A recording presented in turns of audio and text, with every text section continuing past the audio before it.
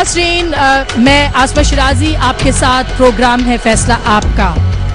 मेरे पीछे जो जगह है ये इस्लामाबाद का लंडा बाजार है। मेरे दाएं बाएं लंडा बाजार है जहाँ पे सफेद पोश लोग, गरीब लोग सर्दियों में अपना भरम रखने के लिए आते हैं, अपना तन छुपाने के लिए आते हैं। और ये वो जगह है जो कि बहुत से लोगों का भरम रखती थी, अब नहीं रखती, क्योंकि यहाँ भी उतनी ही महंगाई है जितनी कि शायद बाहर किसी दुकान के अंदर है। गरीबों के लिए ना लंडा बाजार रहा, ना कोई सस्ता बाजार काम आ रहा है, ना कोई और चीज। ये गरीबों का मुल्क और गरीब यहाँ रहते हैं, उनका कोई पूछने वाला नहीं है। मुझे बहुत हैरत हुई और मैं यहाँ पे इसलिए आई कि यहाँ पे लोगों से बात की जाए। मुझे ये पता चला कि IMF ये कह रहा है कि पाकिस्तान के उमरा टैक्स नहीं देते, इस वजह से महंगाई हो रही है। पाकिस्तान के अशराफिया टैक्स से मुबर्रा है और इस मुल्क में जहां गरीब छोटी सी छोटी चीज के ऊपर, खाने की हर शय के ऊपर टैक्स अदा करता है, वहां अमीर 500 अरब रुपए के टैक्स चोरी करता है सालाना, जिससे कि तमाम अशया खुर्दोनोश की सब्सिडी दी जा सकती है, उसको पूरा किया जा सकता है। ये कैसा मुल्क है जहां गरीब के नाम पर वोट लिए जाते हैं? ये कैसा मुल्क है जहां गरीब के नाम पर हुकूमत की जाती है? ये कैसा मुल्क है जहां गरीब के नाम पर अपनी महल तामीर किए जाते हैं, मगर गरीब जहां है वहां खड़ा है और खड़ा रहेगा। आज महंगाई के मारे हुए ये अवाम बोलेंगे और आप सुनेंगे। अवाम बोलेगी महंगाई के ऊपर इस्लामाबाद के इस इतवार बाजार से। आप हमारे साथ इस ऑडियंस के साथ शामिल रहिए। मैं आपका तारुफ कराती हूँ हमारे प्रोग्राम में। सबसे पहले हारून अख्तर साहब, सेनेटर हैं पाकिस्तान मुस्लिम लीग कायदे आजम के, हमें ज्वाइन करने का बहुत शुक्रिया। पाकिस्तान पीपल्स पार्टी से इस्लामुद्दीन शेख साहब जो कि सेनेटर हैं, उन्होंने भी हमें ज्वाइन किया। मैं ये भी बता दूं कि पाकिस्तान पीपल्स पार्टी के तमाम वुज़रा और जितने अहम लोग हैं उनको हमने शिरकत की दावत दी थी, मगर अवाम को कोई जवाबदेही के लिए तैयार नहीं था। इसलिए मैं ज्यादा शुक्रिया अदा करती हूँ शेख साहब का कि वो यहाँ तशरीफ लाए हैं। शीरीन अरशद खान साहिबा पाकिस्तान मुस्लिम लीग नवाज की रुकने असेंबली हैं और आज ये भी बात करेंगी इस हवाले से जो कि पार्लियामेंट क्या कर रही है महंगाई को कम करने के लिए। फरजाना बारी जो कि सिविल सोसाइटी की मेंबर हैं, आपने इनको सड़कों पे भी देखा है, आज इनसे भी हम गरीब की बात करेंगे। मेरे बहुत ही खास मेहमान जो कि आज के इस प्रोग्राम के असल पैनलिस्ट हैं, मेरे साथ है जनाब वजीर अली चांडियो साहब। ये मजदूर हैं, यहाँ मजदूरी करते हैं, इन्होंने पाकिस्तान पीपल्स पार्टी को वोट दिया है और ये हमसे बात करेंगे। उनके साथ है मोहम्मद मिस्कीन साहब। मोहम्मद मिस्कीन साहब यहाँ पे भीख मांग के अपना गुजारा कर रहे हैं, मगर ये भी वोटर है, इन्होंने भी वोट कास्ट किया है पाकिस्तान की मौजूदा हुकूमत को, ये भी बात करेंगे। इनके साथ है जफर अली साहब, मजदूर है यहाँ पे, इनसे भी हम बात करेंगे। और मुख्तार शाह साहब जो कि सरकारी मुलाजिम है, इनसे भी हम बात करेंगे। सबसे पहले मैं मोहम्मद मिस्कीन साहब आपसे शुरू करना चाहती हूँ। आप मुझे ये तुसी मैनू ये दसो बाबा जी, तुसी इत्थे मंग के गुजारा करदे हो? मंग के गुजारा करने करया जनाब 2,500-4,000 रुपया करया देने या बच्ची दे कोल रहने या बीवी मेरी अस्पताल विच दाखिल की हुई। तुसी आप ही बीमार हो? बीमार की बीमारी तो? मैं बीमार, मैं काक अपने किसी सप की बेस हो गई सी। ये सब बाजार वाले की पता, मेरी हालत ही खराब हो गई थी, मेरी सारा वजूद फट गया। मेरे को अस्पताल दे कागज दे, कॉम्प्लेक्स दे, पोलीक्लिन दे और क्या नाम नूरी अस्पताल दे। मैं बीमार है, 25 साल हो गए मैंने बीमार है। मांगता के ना बाजार सारे की पता है। ए बाबा जो मांगता के वक्त कर दे। मुझे ये बताए बाबा जी, आपने वोट दिया था? जी वोट दिया था। किसको वोट दिया? सबसे पहले दिया था नवाज शरीफ, फिर पीपल पार्टी नु। पीपल पार्टी को वोट दिया? हाँ, इस इलेक्शन में? जी आखो क्यों दिया? जनाब पूछा पाले कोई भी नहीं। क्यों वोट दिया आपने? क्यों? तो बस उन क्या करिए, जिस तरह 4 आदमी मैं जवान उसने अजरिया ना मिल जाता आदमी। नहीं तो दिमाग च की सी कि तुसी पीपल पार्टी ने वोट दोगे तो की होएगा? भाई रोटी कपड़ा और मकान मिलेगा। मकान में एक लंबरदार दे मकान भी किया, छत अपनी है, जमीन उसकी है। उसने क्या जी भाई मैं ये मकान तुझे की लाके देवांगा। कोई भी नहीं पूछा पालिया कि चक्के मारे ने।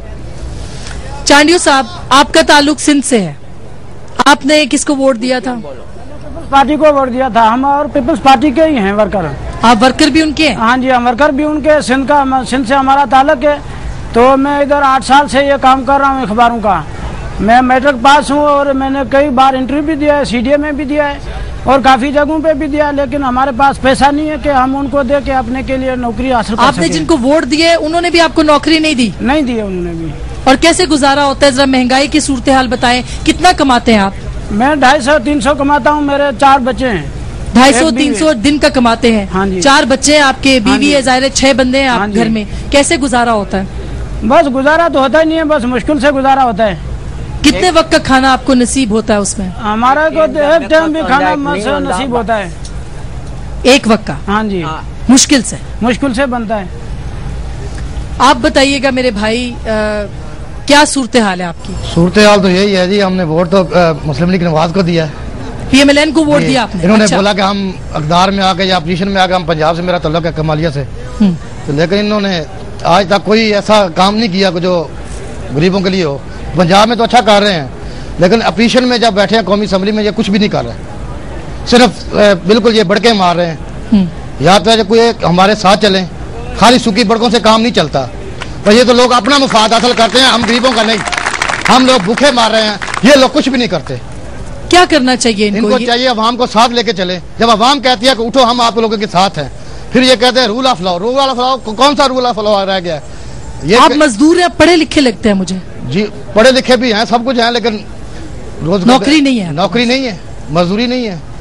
हम इन लोगों के साथ चलने को अब भी तैयार हैं। हम 20 साल से ये vote in Muslim league Nawaz को दे रहे हैं, लेकिन ये बिल्कुल इन्होंने किसी किस्म का, पहले तो ये चले के बाहर, अब ये आए कि हमने ये करना, कुछ भी नहीं किया हमारे लिए। ये चले, हम इन लोगों के साथ हैं, ये सारी अवाम इनके साथ है। पाकिस्तान मुस्लिम लीग नवाज के साथ या सियासतदानों के साथ? सियासतदान नहीं, मुस्लिम लीग नवाज के साथ हैं। लेकिन ये आपको फायदा नहीं दे रहे? नहीं फायदा। मुख्तार शाह साहब, आप सरकारी मुलाजिम हैं, आपके हालात क्या है? पहले आप मुझे जिंदगी के हालात बताइए। 28 साल मेरी नौकरी हो गई है और उस नौकरी में मुझे इतनी तनख्वाह मिलती है जो मेरे घर का खर्चा नहीं चलता है, उससे पूरा नहीं होता है। मगर अल्लाह के आस पर मतलब अपनी मेहनत, और इस बाजार में भी मैं अपनी मेहनत करता हूँ। कितनी महीने की तनख्वाह है आपकी? तकरीबन 8,000 बेसिक है और टोटल मिलाओ तो 17-18 हजार बन जाती है। उसमें कितना गुजारा होता है आपका? घर का बजट अगर आप बनाएं? 6 बच्चे हैं, कोई स्कूल जाती हैं, बच्चियां स्कूल पढ़ा रही हैं, बच्चे हैं वो पढ़ रहे हैं, और नौकरियों के लिए हर जगह पे, हर महकमे में उन्होंने दरखास्तें दी है, टेस्ट पास किए हैं, टेस्ट के बावजूद जो है वो अपने मामे चाचों को रख लेते हैं वैसे इंटरव्यू के लिए। वोट दिया था जी? आपने वोट दिया? जी वोट दिया था। मैंने पीपल पार्टी को दिया था जी। यहाँ पे 3 पीपल्स पार्टी के वोटर्स बैठे हुए हैं, एक पाकिस्तान मुस्लिम लीग नवाज का वोटर बैठा हुआ है। सारी पार्लियामेंट के अंदर कोई ऐसा इजलास नहीं है जो कि गरीबों के लिए बुलाया गया हो। मैं हारून अख्तर साहब, आप सेनेट के अंदर है, आप लोग, जाहिर है कि इनडायरेक्ट आपकी रिप्रेजेंटेशन है, लेकिन पॉलिटिकल पार्टी से आपका ताल्लुक है। अब तक पार्लियामेंट के अंदर एक इजलास भी महंगाई के हवाले से नहीं बुलाया गया। आसमा, सबसे पहले तो पिछले 4 दिन से पार्लियामेंट में या तो वॉकआउट हो रहा है या पॉइंट ऑफ ऑर्डर पे महंगाई का इशू डिस्कस हो रहा है। मसला यह है कि हमारी स्टार्ट होता है डेफिसिट से, मतलब जो खसारा, हमारे पास जो इनकम आ रही होती है वो आती है इकोनॉमी से, और हमारे खर्चे जो हैं वो आप गवर्नमेंट के करते हैं टैक्स कलेक्शन से। हमारी जो इनकम आ रही है वो नहीं, क्योंकि हमें ग्रोथ नहीं मिल रही, खर्चे हमारे कंट्रोल में नहीं है। इसमें हमारे पास, हुकूमत के पास पैसे नहीं होते अवाम की खिदमत के लिए जो काम है, अस्पताल, फंड जो है वो हमेशा किल किया जाता है। अच्छा, दूसरी चीज ये है कि आजकल दुनिया में जॉब जो हैं वो हुकूमतें प्रोवाइड नहीं कर सकती। आप दुनिया में देखें, ऑस्टेरिटी मेजर्स में जॉब्स जो हैं वो शेड कर रहे हैं, अपने खर्चे वो कम कर रहे हैं, बिकॉज फिस्कल डेफिसिट की जो मसले मसाइल हैं उसकी वजह से हुकूमत जो है वो अपने खर्चे जो है वो कम कर रही है। प्राइवेट सेक्टर है जो जॉब क्रिएट करता है। हुकूमत को अपने खर्चे कम करके अपने रेवेन्यूज बढ़ा के कैसे अखराजात कम करे? मैं आपको बताऊं, आप तो माशाल्लाह, मैं आपको बड़ी इंपॉर्टेंट बात बताऊं, मैं बताऊं, हमारी प्रॉब्लम ये हो रही है कि जो सब्सिडीज हम बंद करें, ठीक है, वो उनके ऊपर अभी मजबूरन उनको करनी पड़ी, जो भी गवर्नमेंट होगी सब्सिडीज बंद करेगी, मगर साथ साथ जॉब्स तो क्रिएट करे ना। साथ साथ जो हमारी यंग यूथ अभी एंटर हो रही है, हमारे 30 साल से कम 75% पॉपुलेशन है और 20 साल से कम 50% पॉपुलेशन है। ये जो जॉब मार्केट में आ रहे हैं इनके लिए जॉब नहीं है, और ये गवर्नमेंट नहीं देगी, ये प्राइवेट सेक्टर देगी। और इस मुल्क को हमें इंडस्ट्रियलाइज करना है, इस मुल्क में हमने इंसेंटिव देना है, इस मुल्क में जो लोग पैसा लेके बाहर जा रहे हैं उनका पैसा यहाँ लगाना है। इनको जॉब प्राइवेट सेक्टर देगा, हुकूमत नहीं देगी। क्या आपको लग रहा है कि जो एनवायरनमेंट इस वक्त मुल्क में है उसके अंदर वाकई एक आम आदमी जो है वो इज्जत की जिंदगी गुजार सकता है? देखिए, ये जो बात कर रहे हैं, बात तो यही है कि पिछले 63 सालों से मुल्क की आमदनी कम है और हुक्मरान तबका जो है वो अय्याशियों पे अपने अखराजात बढ़ाए चला जा रहा है और अपनी अय्याशियों पे बढ़ा रहा है। अवाम के ऊपर उसने अखराजात नहीं बढ़ाए। अमीर जो है वो टैक्स पे नहीं कर रहा, अमीर का जो अय्याशी है वो हम सब उसका टैक्स पे करते हैं। आपको मैं ये बताऊं अस्मा कि टेलीविजन, आपने कभी अपने बिजली का बिल देखा है? उसमें 35 रुपए टेलीविजन का टैक्स है। अब कितने जो हम पाकिस्तान टेलीविजन को खाम में देखते हैं, जिसको हम देखते नहीं है, मतलब जो बिल्कुल 35 रुपए हम उसके देते हैं। पाकिस्तान में जिनके पास टेलीविजन नहीं होंगे, देहातों में, आप शहरों की बात ना करें, लेकिन हम जो टेलीविजन देखने वाला बंदा है उसका टैक्स वो बंदा पे कर रहा है 35 रुपए, जिसने टेलीविजन नहीं देखा।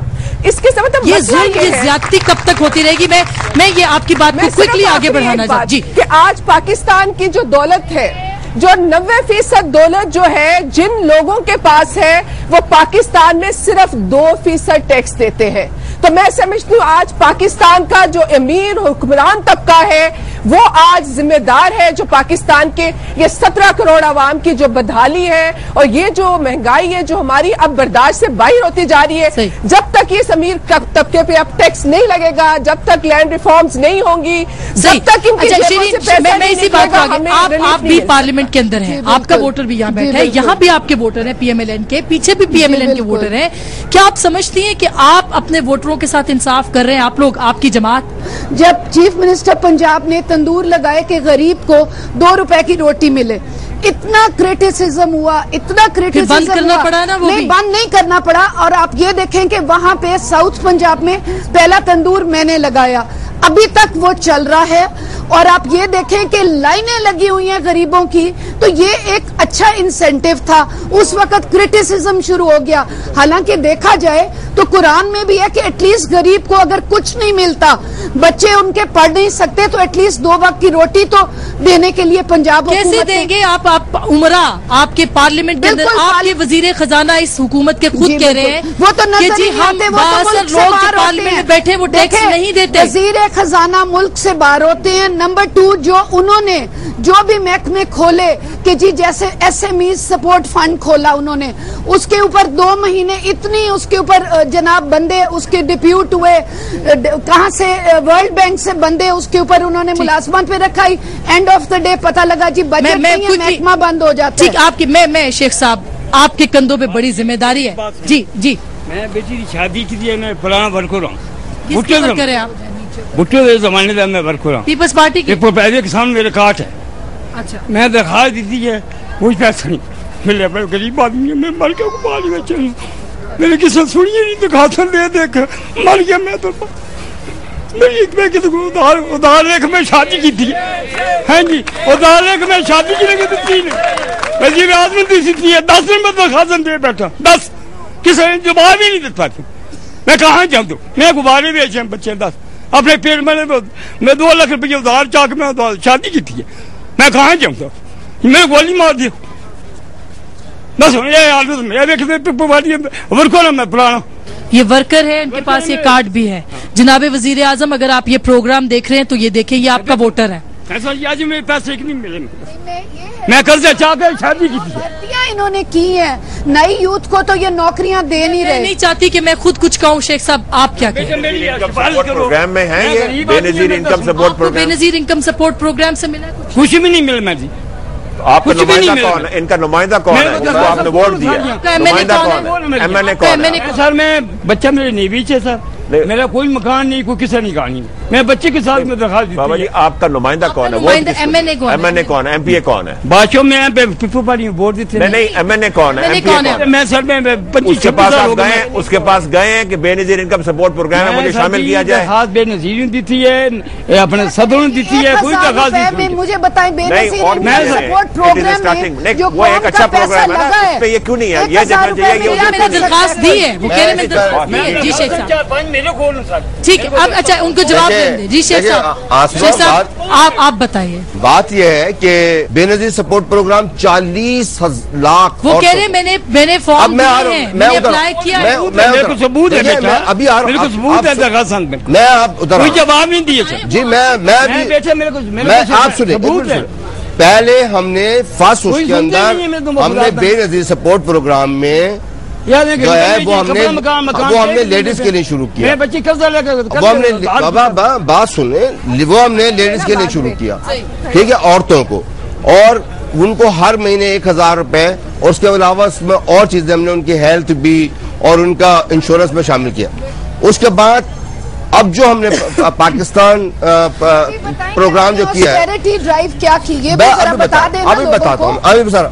और उसके बाद अब जो पाकिस्तान कार्ड जो हमने बनाया, उसमें हम ये इस टाइप के जो गरीब लोग हैं उनको हम सर्वे कर रहे हैं, जो उम्मीद है कि 1 हफ्ते तक 10 दिन तक हम सर्वे करें। मत बनाए, उनको रोजगार दें, रोजगार इंडस्ट्री बनाए।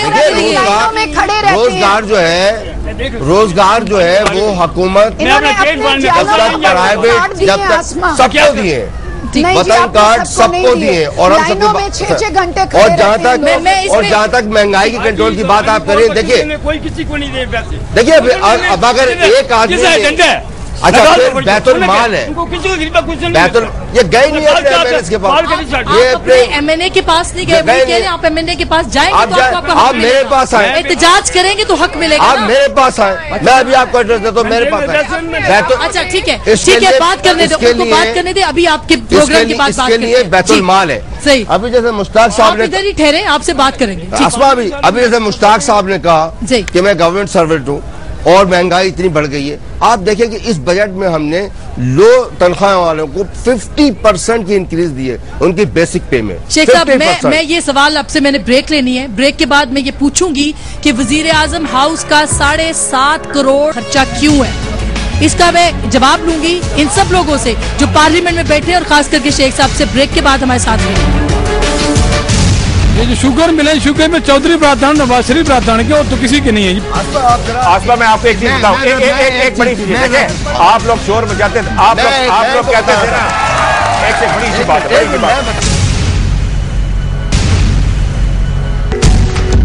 वेलकम बैक नाज़रीन, एक बार फिर आपको खुश आमदीद कहते हैं इस्लामाबाद की संडे मार्केट से, जहां पे गरीबों की आवाज आप सुन रहे होंगे महंगाई के खिलाफ, और उनके नुमाइंदे उनके सामने जवाबदेह भी हैं। मैं क्विकली चाहूंगी कि जो बात हुई थी हारून साहब ने भी की, फरजाना आप कुछ करना चाहेंगे? ताकि कहना चाह रही हूँ कि अखराजात की बात, 7.5 करोड़, अगर मैं गलत नहीं हूँ, महाना अखराजात। मैं कहती हूँ कि हुक्मरानों की याशियां जब तक बंद नहीं होंगी, अवाम को किसी किस्म का रिलीफ नहीं मिल सकता।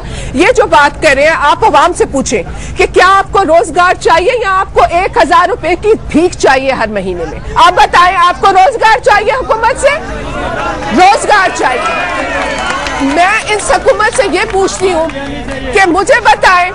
मैं बात कर लेती हूँ, आप इधर आगे आ जाएं। जी, शर्म की बात है कि हम मुसलमान हैं और हम खैरात खाते हैं, ज़कात गैर मुस्लिम खैरात नहीं खाते, और ये लोग हमें खैरात पे मजबूर कर रहे हैं। बिल्कुल। अगर आपने सलाउद्दीन अय्यूबी का वो पढ़े होते 6 किताबें जो मैं पढ़ रहा हूँ, सलाउद्दीन अय्यूबी एक हुक्मरान था।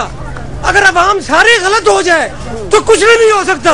अगर सब यहाँ का हुक्मरान ठीक हो तो सब ठीक हो सकता है। हुक्मरान सलाउद्दीन अय्यूबी जो था, उसने सब मुसलमानों को ठीक किया, लेकिन अवाम उसकी खराब थी, उसने अवाम की खातिर सब कुछ ठीक कर लिया। अवाम खराब हो जाए तो कभी कुछ खराब नहीं हो सकता। हुक्मरान खराब हो जाए तो वो मुल्क तबाह हो जाता है। हमारे मुल्क में हुक्मरान खराब है, हमारे मुल्क में हुक्मरान खराब है, जिन्होंने उधर से बाबा जी उधर से ये करना चाहता हूँ कि जो गवर्नमेंट ने तनख्वाह बढ़ाई है, 20% पेंशन बढ़ाई है, और उसके बाद 50% तनख्वाह बढ़ाई है, उसने उस ऊपर से महंगाई ऊपर तोड़ दी है। 92 रुपए किलो चीनी मिल रही है, प्याज की हालत देखो, आलू की हालत देखो, हर चीज की हालत देखो। हम किधर जाए? प्याज की कीमत क्या है इस वक्त? 310 रुपए धड़ी, उधर जाकर देख लो। 310 रुपए धड़ी आलू की 310 रुपए धड़ी मिल रही है। हर दुकान पर अपना अपना रेट है, कोई एक रेट नहीं। पाकिस्तान में कोई निजाम नहीं है, हर जगह पर हर अपनी मनमानी कर, अगर मिलों वाले टैक्स ले रहे हैं तो वो ऊपर से हमके ऊपर महंगाई भी। बाबा जी बात आपसे कर जी। अगर आटा महंगा हुआ है तो गंदम की कीमत बढ़ी है और फार्मर को जिसको 450 मिलता था 1000 रुपए मिला है, तो उसकी खुशहाली आई है। आज फुट्टी जो है, फुट्टी पिछले साल 2000 रुपए बनती, आज 4500-5000। आज गन्ना, मैं बता रहा हूँ, आज चीनी भी है माशाल्लाह, आज चीनी 90 रुपए, 95 रुपए आज चीनी 95 रुपए, उसमें गवर्नमेंट की नाअहली है वैसे, मगर आज चीनी 95 रुपए है, तो फार्मर को 250 रुपए गन्ने का मिला जिसका उसको 60 रुपए मिलता था। बात ये है आगे मिसमैनेजमेंट नहीं, मिसमैनेज आपने फैसला करना है एक चीज तो कि या आपने फार्मर को खुश करना है या आपने कंज्यूमर को। इसलिए रूरल इलाके में खुशहाली है, आप वहां जाके देखें।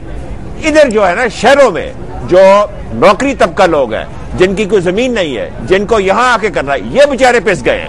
और ये सही कहते हैं कि 50% के बावजूद ये पिस गए हैं। फार्मर पे एग्रीकल्चर टैक्स तो नहीं लगता, पार्लियामेंट में बैठे हुए अब ये बात आ गई कि सबसे बड़ी नहीं लगाते उनके ऊपर। सबसे बड़ी पॉलिटिशियंस की गलती ये है कि ज्यादातर पॉलिटिशियन जो हैं वो एग्रीकल्चरिस्ट हैं और करोड़ों रुपए कमाए हैं उन्होंने गंदम की कीमत में और कॉटन की कीमत में, शुगर केन में। वो टैक्स, उस पर टैक्स लगाना चाहिए। एक सवाल यहाँ पे मेरे भाई ने आहिस्ता से बात की, आप क्या कह रहे हैं? ये जो शुगर मिले, शुगर में चौधरी बरादरान, नवाज शरीफ बरादरान के, और तो किसी के नहीं है जी पाकिस्तान में, ज्यादातर इन्हीं के, ये खुद महंगाई कर रहे हैं जी।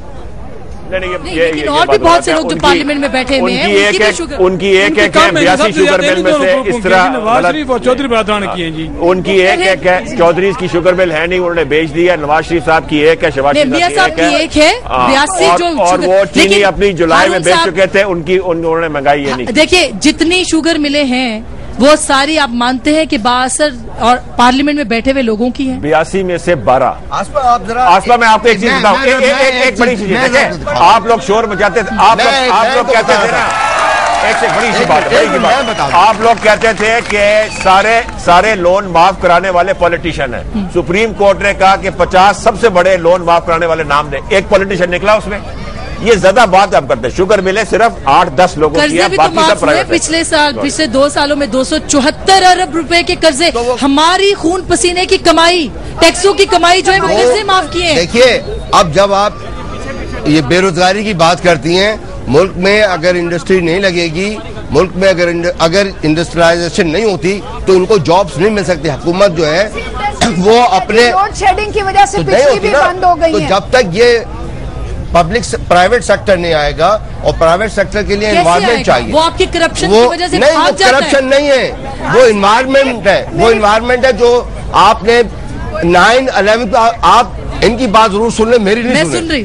9/11 के बाद जो एनवायरनमेंट इस मुल्क में हुई है उसको जिम्मेदार हम नहीं है, ये हुकूमत नहीं है, वो जनरल मुशर्रफ की हुकूमत थी, और उसने एकदम अमेरिका के कहने के ऊपर हर चीज को वो लेकर। आज जब हम हैं, हम तो इन चीजों को ठीक करने में लगे हुए, और इंशाल्लाह हमें जब वक्त मिलेगा तो हम ठीक करके देंगे। इंडस्ट्रीज की बात करते हैं, आप ये बताएं कि आपने यान एक्सपोर्ट कर दिया, जो इंडस्ट्रीज थी वो ठप हो गई, सारे मजदूर तो फिर बेरोजगार हो गए। क्या चीज आपने यान एक्सपोर्ट कर दिया। कभी भी इंडिया, चाइना ऐसे मुल्कों में यान को एक्सपोर्ट नहीं करते। देखिए, बिजली की वजह से सनतें बंद हो गई। अगर आप टेक्सटाइल का देखें आसमा, 2 सालों में जितना टेक्सटाइल में पैसा कमाया है ना, मेरे ख्याल में किसी इंडस्ट्री ने कमाया। ये ऑन द रिकॉर्ड है। अब गैस की वजह है, और गैस क्यों बंद है, वो भी तो एक वजह है। तो निकल गैस आपके मुल्क में होगी, जितनी बिजली नहीं आ रही, इसलिए कि आपके पास आपकी जो प्लानिंग नहीं हुई, उसमें आपके नए बिजली घर बने नहीं, प्लानिंग नहीं हुई, तो ये सारा जान की अमान पाऊं तो एक बात कहूँ जी, जान की अमान क्या है? एक बात कहूँ, आप तो जिस जनरल मुशर्रफ की वजह से ये सब कुछ हुआ, उसको आपने ऐसे क्यों जाने दिया? उसको गार्ड ऑफ ऑनर क्यों दिया? उनको जाने देने के लिए हमारे पास तो कोई चीज नहीं थी। कि उस मुशर्रफ की पॉलिसियों को आपने क्यों नहीं बदला? आप बताए ना आवाम को, क्या आपको मजबूरी है? हर पॉलिसी इक़्तिदार की हवस है और क्या है? हमने उनकी हर पॉलिसी को बदला है। बताए कौन सी पॉलिसी उनकी जारी? एक सेकंड जी, ये लोग जो बैठे हैं, इन्होंने सब ने बारी बारी, एक दफा नहीं, PMLQ, PMLN, पीपल्स पार्टी कई दफा हुकूमत कर चुके हैं। मेरी बात सुने, मेरी बात, लेकिन आप मुझे बताएं कि अवाम के मसले क्या कम हुए हैं? मैं समझती हूँ कि आज सनतें पाकिस्तान की तबाह और बर्बाद है, और इनके हमारे नुमाइंदे को ये नहीं पता है जो ये कह रहे हैं कि देहातों में लोग बड़ी आराम की जिंदगी गुजारे। हम देहातों में भी जाते हैं, पूछे जिस मुल्क के अंदर रिलेटिवली खुशहाली आई है, कहते हैं कि जमीनों को तकसीम करें, संतों को, ये बड़े बड़े सरमायादारों के ऊपर पहले तो सिर्फ टैक्स लगा दे अमीरों पे, बहुत बड़ी बात हो जाएगी। आमदनी पे टैक्स लगाए, आम आदमी टैक्स देते हैं, अमीर आदमी टैक्स नहीं देता। इस मुल्क के अंदर आप देखें 1 लाख और शेख साहब आपकी पार्टी तो गरीबों की पार्टी है। 1,27,000 लोग सिर्फ टैक्स देते हैं। मैं सिर्फ आखिरी बात करना चाह रही हूँ, और जो टैक्स आप कहते हैं बड़े लोगों पे तो टैक्स की भरमार है। कौन आप देखें ना, कहाँ भरमार है, किधर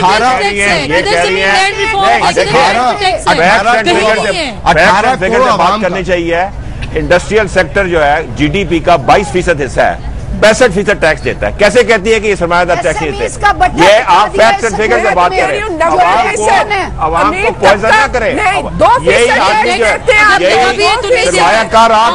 सरमायाकार आके इंडस्ट्री लगा के इनको जॉब देंगे, सरमायाकार आके इंडस्ट्री लगा के इनको जॉब देगा। ये पॉइजन ना करें, ये सिर्फ बातचीत से नहीं होगी, इनका सिर्फ काम है क्रिटिसाइज करना। मेरी बात सुने आसमा, आसमा मुझे एक मौका दे, मेरे जो आवाम बैठे हैं, मैं आपसे ये पूछना चाहती हूँ कि ना सिर्फ लोगों को रोजगार, ये हुकूमतें और अपोजिशन की भी जिम्मेदारी बनती है। ऐसा नहीं होता कि जो अपोजिशन में हो उसकी जिम्मेदारी नहीं है। ना आज ये ना तो ये रोजगार दे रहे हैं, और जब मजदूर बाहर निकलता है अपने हक की बात करने के लिए, 18 करोड़ लोग रहते हैं, वर्कर निकलता है तो उसके खिलाफ आपकी बात हो गई थी इस मुल्क में। देखिए मैं एक सेकेंड, हाँ चले बात करें। नहीं, और मजदूरों पे दहशतगर्दी के रहती गरीबों की, मकान किधर है गरीबों के, बात करते हैं किधर है हमारा, में वो मारा जाता है। वो जो कमा रहे हैं वो रात को 100 रुपए ले जाते हैं, 1 आधा किलो चीनी मिल जाती है, 7 दूध का डब्बा मिल जाता है। मुझे ब्रेक लेनी है चाचा जी, मैं ब्रेक ले रही हूँ नाज़रीन, इसके बाद हम हल पूछेंगे। आखिर हुकूमत के पास, अवाम के पास कोई हक है? एक सेकंड चाचा जी, मैं ब्रेक ले रही हूँ, आप सब्र कर ले, आपकी बात हो गई, ब्रेक ले लो। आखिर कोई हल तो है इस महंगाई का? क्या अवाम के पास कोई हल है? ये हल हम लेके आपके पास आएंगे आखिरी हिस्से में, हमारे साथ रहिए। एक बंदे इनके गवर्नमेंट के एम्प्लॉयर है, मैं नाम भी बताना नहीं चाहूंगा, अगर चाहे तो मैं मिलवा देता हूँ, उसने मेरे से 1.5 लाख रुपए मांगे। भाई क्यों यार? पीपल्स पार्टी की हुकूमत ने नाम नहीं लेना चाहता, नाम बताया आपने, नाम बताया भाई। वेलकम बैक नाज़रीन, एक बार फिर आपको खुशामदीद कहते हैं। महंगाई की गर्मा गर्मी है इस सर्द मौसम में जो कि इस्लामाबाद के अंदर है, मगर हमें हल इसका ढूंढना है। आखिर पाकिस्तान में जमहूरियत पे लोगों का एतबार तभी आएगा जब आम आदमी को रिलीफ मिले। वो कैसे मिल सकता है, इस पे हम बात करेंगे। इस पोर्शन में आप क्या कहते हैं? मैं यही कहता हूँ जी कि गरीब आदमी का कुछ करें। अभी हमें यकीन कर लें कि रोटी मुश्किल हो गई है। एक बिल जो है वो 1,000 रुपया आता था, अभी 9,000 रुपया बिल आ रहा है। इसी तरह गैस का आ रहा है, इसी तरह हर चीज का आ रहा है। हम रोटी कहाँ से खिलाएं बच्चों को? आप एहतजाज नहीं करते कि आप 35 रुपए पीटीवी को? आज सुनता ही नहीं है कोई। कौन एहतजाज थोड़े हुए हैं पाकिस्तान के अंदर? कोई सुन रहा है एहतजाज किसी का? कोई नहीं सुनता है, बिल्कुल कोई नहीं सुनता है। वो कान बंद किए हुए उन्होंने। कान क्या होना क्या चाहिए? होना यही चाहिए कि कुछ गरीबों के लिए सोचें, ये साफ सफाई करें। सीधी सी बात है, हर चीज पाकिस्तान में बेशुमार है। सिर्फ ये बस वो लूटने के लिए लगे हुए हैं, डॉलरों के पीछे लगे हुए हैं, वो ले रहे हैं और खा रहे हैं, बस और कोई बात नहीं। मैं क्विकली जरा बात कर लूं जी। पीपल्स पार्टी का स्लोगन था रोटी कपड़ा और मकान। उसके बेस पे इन्होंने लोगों से वोट तो ले लिए। पहले लोगों को 2 वक्त की रोटी तो नसीब होती थी, मगर जब से ये आए हैं 2 वक्त क्या 1 वक्त की रोटी भी नसीब होना मुश्किल हो गई है। उसके बाद अगर कोई अपनी एहतजाज करे, कोई अपना इनके पास गिला लेके जाए तो ये आगे से कहते हैं जी बेनजीर इनकम सपोर्ट प्रोग्राम। 1,000 रुपए में बंदे का क्या बनता है? जहां पे 310 रुपए के प्याज मिल रहे हैं आपको, आपके 2 दिन उससे निकालना मुश्किल हो जाते हैं।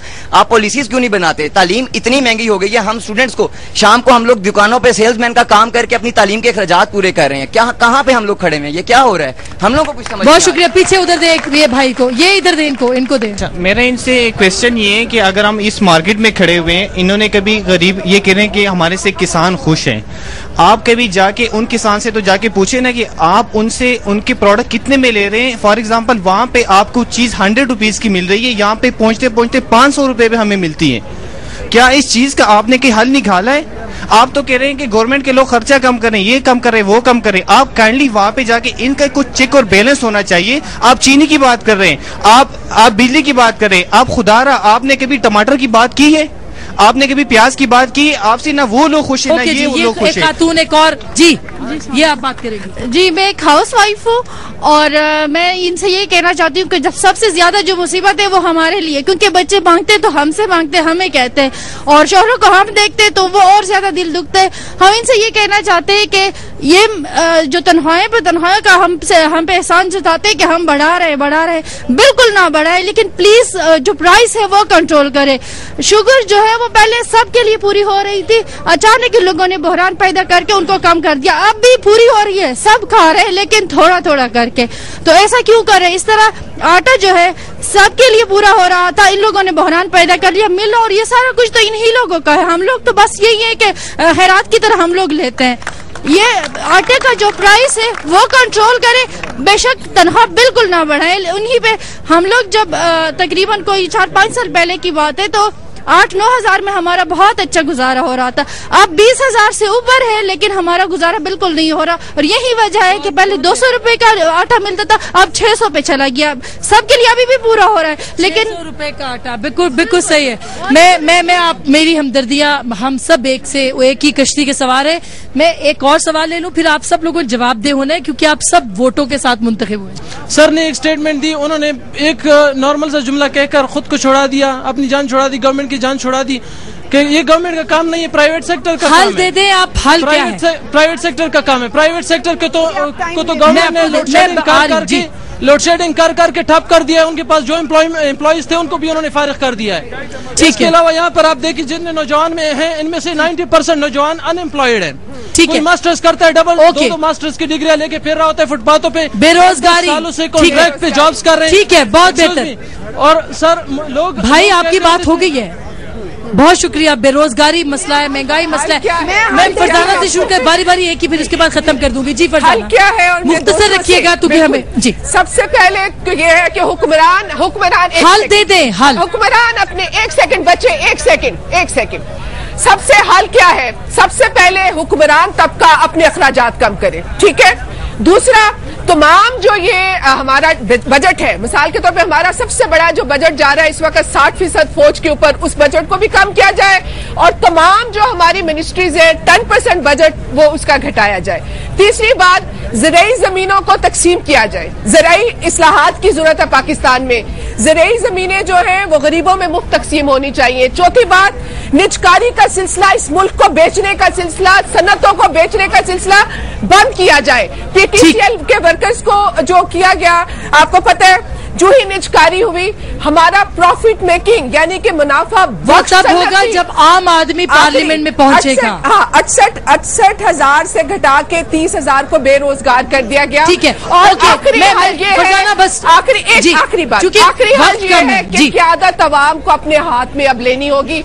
अपनी क़यादत जो है जब तक पसमानदा तबकात खुद नहीं करेंगे, इस निजाम में हमारे लिए कोई नजात नहीं है। अशराफिया जो पार्लियामेंट में बैठी है अवाम का कब एहसास करेगी? तो ये इमेज आप सही करें कि सब लोग जो पार्लियामेंट में बैठे हैं वो अपर तबका नहीं होता, सब लोग इस तरह नहीं होते कि उन्होंने कौम का पैसा लूटा हुआ है। जजों के लिए आप लॉन्ग मार्च कर सकते हैं, महंगाई के लिए लॉन्ग मार्च नहीं कर सकते। कॉलिंग अटेंशन है महंगाई पर,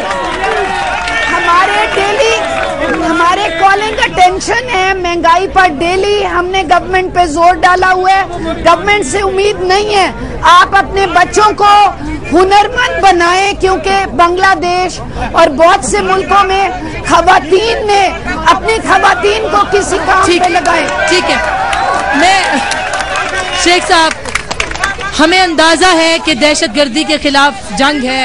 एक सेकंड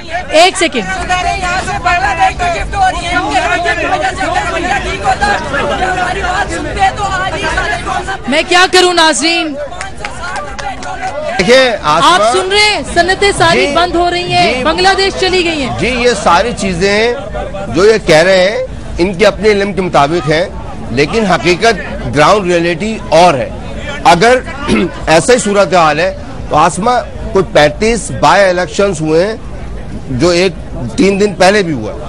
अगर कोई इस जैसी, अब अगर मैं 200 लोगों को जमा करके और उसके ऊपर मैं एक इमेज बना लूं, आपसे मैं जब आप बोलते हैं मैं नहीं बोलता, तो आप करें ना, आप जाएं तो by election,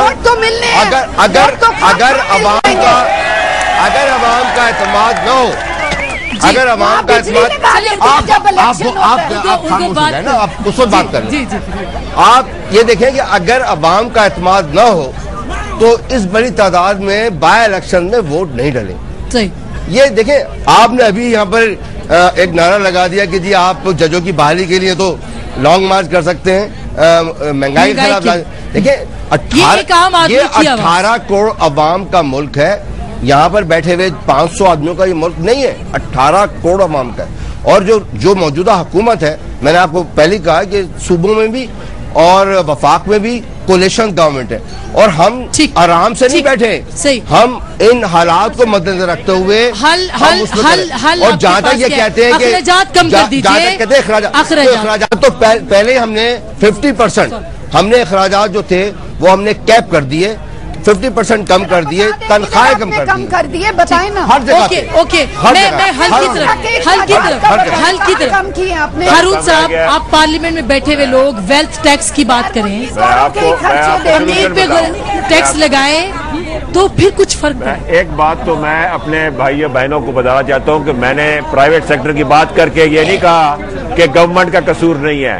economic policy 100% government की जिम्मेवारी है, और अगर प्राइवेट सेक्टर इन्वेस्ट नहीं कर रहा तो ये गवर्नमेंट की गलती है। मैं मानता हूँ आप चीजों की, मगर मैं ये कहता हूँ कि ये इतनी जॉब्स जो 10 करोड़ यूथ की जॉब क्रिएट करना है, ये कोई गवर्नमेंट नहीं कर सकती, मगर गवर्नमेंट पॉलिसी बनाए ताकि जॉब क्रिएट।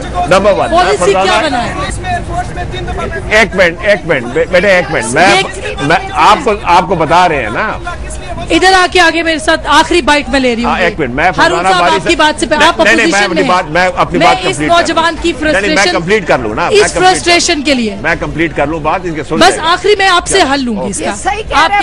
मैंने ग्रेजुएशन किया हुआ है, सबसे पहले ये सीडीए में आज से पहले वैकेंसी आई थी, सीडी में अप्लाई किया, चूंकि मेरे पास आगे पॉसिबल नहीं है मैं पढ़ सकूं, लेकिन मैं गवर्नमेंट जॉब करना चाहता हूं। सीडीए में अप्लाई किया, कोई किसी ने किसी की बात नहीं सुनी, जो आगे लोग सिफारिशें हैं वो सब लोग जॉब में लग रहे हैं, लेकिन हमारा किसी ने कोई पूछा भी नहीं है क्या बात है। पुलिस में अप्लाई किया, अभी एयरफोर्स में अप्लाई करके आया हूं, हमारे सामने हम लोगों ने टेस्ट क्लियर किए, लेकिन अभी तक कुछ नहीं आया। हमारे साथ के जिन लोग जनरल के बेटे हैं या कुछ आगे लेवल पे हैं वो सिलेक्ट हो चुके हैं, लेकिन हम तक ऐसे ही फिर रहे हैं। आप एम्प्लॉय की बात कर रहे थे, यहाँ कौन है? एक बंदे इनके गवर्नमेंट के एम्प्लॉय है, मैं नाम भी बताना नहीं चाहूंगा, अगर चाहे तो मैं मिलवा देता हूँ, उसने मेरे से 1.5 लाख रुपए मांगे। वाई क्यों यार? पीपल्स पार्टी की हुकूमत ने, मैं नाम नहीं लेना चाहता, नाम बताया, आपने बात किया, नाम बताया। मैंने एमएससी इकोनॉमिक्स एंड फाइनेंस की हुई है, एमफिल इकोनॉमिक्स एंड फाइनेंस कर रहा हूँ और एमए इस्लामियात हूँ। मैं 2008 से स्टिल जो है ना कि मैं कई जगह पर मैं गया हूँ, कई इंस्टीट्यूशन में, कई डिपार्टमेंट में मैंने जाकर इंटरव्यूज दिए हैं, लेकिन बैड लक क्या जैसा भी है, ईओबीआई में मैं गया था, वहाँ पे डीजी ऑपरेशन और डायरेक्टर एचआर से मेरा बड़ा क्लासिकल इंटरव्यू वहाँ पर हुआ था। मैं जब बाहर निकला, उनके ड्राइवर ने मुझे कहा अगर तो आपके पास पैसे हैं तो ठीक है, या तो फिर यह है कि आप सिफारिश रखें। खुर्शीद शाह साहब उसके मिनिस्टर हैं, शेख साहब मैं आपको खास मुखातिब कर रहा हूँ। तो उसने मुझे कहा जी ड्राइवर ने कि आपके पास या फिर पैसे हैं तो आप आगे चलें या फिर सिफारिश लेकर आए, जो डायरेक्ट जो है ना कि खुर्शीद शाह को अप्रोच करें आप, तो आपको ये जॉब मिलेगी, अदरवाइज जो है ना कि यहाँ पे आपको ये जॉब नहीं मिलेगी। अब शेख साहब मैं तो, मेरे पास कोई मैं तो नहीं हूँ, हारून साहब मैं वाइंड अप, मेरा नाम तो नहीं है, नहीं मगर पीपल्स पार्टी इसका हल क्या है? देखिए इस बहस में इसका हल क्या है? हल जो है, और ये बेरोजगारी सबसे बड़ी चीज ये है, हुकूमत ऐसी पॉलिसीज लाए, जब हुकूमत खुशहाल होगी, लोग टैक्स पे करेंगे तो इनके काम होंगे, और ये सारा इकोनॉमिक ग्रोथ के ऊपर करता है। हुकूमत इंसेंटिव्स दे, इकोनॉमिक ग्रोथ हो, कारखाने लगे चाइना की तरह। हमारे पास ये सब हमारा जखीरा है, ये लोग काम चाहते हैं, इनको काम पे लगाए और इंसेंटिव दें, इसके अलावा जो महंगाई ज्यादातर फूड आइटम में हो रही है, हमारी पैदावार बड़ी गिरी हुई है, हमारे पास पानी नहीं है, पानी के जखायर लेके आए, पैदावार जो है ना हमारी क्रॉप्स की उसको बढ़ाए, जिस तरह इंडिया में अक्रॉस द बॉर्डर दुगनी पैदावार है। तो ये गवर्नमेंट की पॉलिसी है, उस पर गवर्नमेंट फेल हुई है। अच्छा, खर्चे, फरजाना बारी साहबा ने खर्चे की बात की। प्राइम मिनिस्टर ने आके कहा था कि मैं प्राइम मिनिस्टर सेक्रेटेरिएट का 40% खर्चा कम करूंगा, वो नहीं किया। खर्चे कम करने बढ़ा दिए, उसमें वो फेल हुए, इकोनॉमिक। मुझे दें ये। बहुत शुक्रिया नाज़रीन, इस पूरी बहस को आपने सुना। मेरे पास कोई अल्फाज नहीं है कि मैं यहाँ बेरोजगारी, भूख, अफलास, नंग का कोई जवाब दे सकूं। हुकूमत से एक दरखास्त है कि वो कुछ और कर सकती है, न करे, प्राइस कंट्रोल कर ले, कीमतों को कंट्रोल कर ले। हर आदमी अपनी कीमत लगा के बैठा है और सबसे सस्ता इंसान है। गुर्बत ने मेरे बच्चे को तहजीब सिखा दी, रोते हुए सो जाते हैं, शिकवा नहीं करते। फैसला आपका।